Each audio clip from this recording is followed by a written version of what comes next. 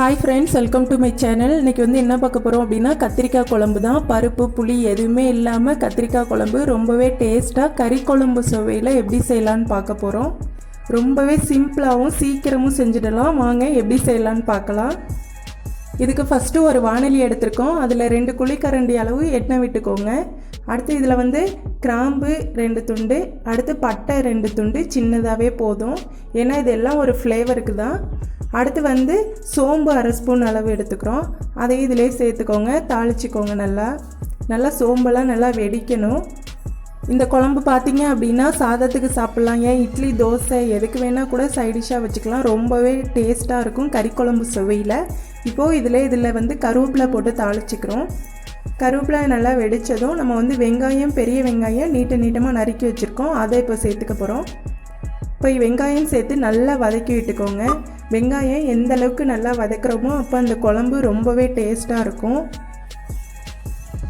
இந்த குழம்பு செய்ய ஒரு 5 நிமிஷம் கூட முழுசாகாது. அந்த அளவுக்கு டேஸ்ட்டாக செஞ்சிடலாம். இப்போது இதுக்கு தக்காளி சேர்க்க போகிறோம். வெங்காயம் நல்லா வதங்கி பாருங்கள் அந்த அளவுக்கு எண்ணெய் மிதக்கணும். அந்தளவுக்கு எண்ணெய் மிதக்கும் போது இந்த தக்காளியை சேர்த்துக்கிறோம்.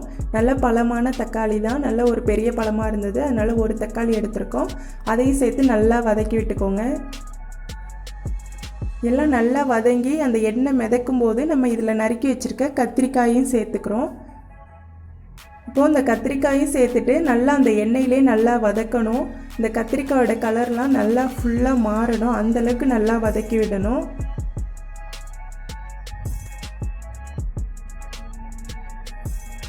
கத்திரிக்காய் அந்த எண்ணெயிலே நல்லா வதங்கிட்டே இருக்கணும். நல்லா வதக்குனா தான் அந்த டேஸ்ட் கொடுக்கும்.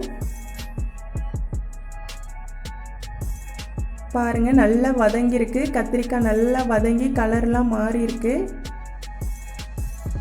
அடுத்து நம்ம மசாலா தூள்லாம் சேர்க்க போகிறோம். ஃபஸ்ட்டு மல்லித்தூள் 2 ஸ்பூன் அளவு சேர்த்துக்கிறோம். அடுத்து மிளகாத்தூள் 1 ஸ்பூன் அளவு சேர்த்துக்கிறோம். அதாவது மிளகாத்தூளோட மல்லித்தூள் 1 ஸ்பூன் அளவு கூடவே இருக்கணும் இந்த குழம்புக்கு. அப்போ தான் அந்த டேஸ்ட் வரும். அடுத்து மஞ்சத்தூள்.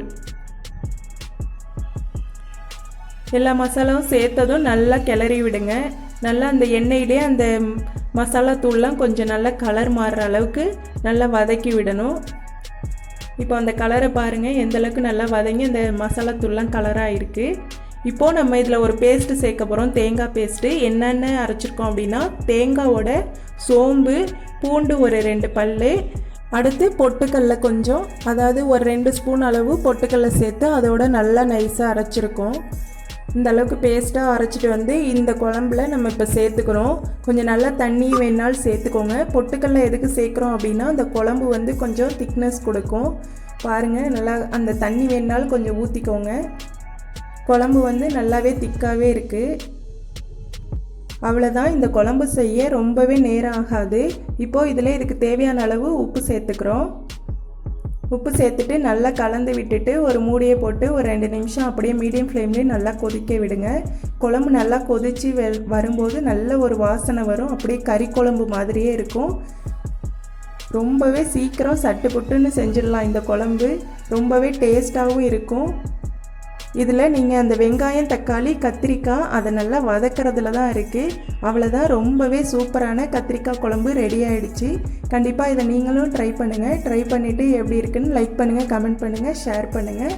அப்படியே கீழே இருக்க சிவப்பு கலர் சப்ஸ்கிரைப் பட்டனும் அப்படியே பெல் பட்டனையும் அழுத்திக்கோங்க. அப்போ தான் நான் போடுற ஒவ்வொரு வீடியோ உங்களுக்கு உடனுக்குடனே நோட்டிஃபிகேஷனில் வரும். Okay, thank you.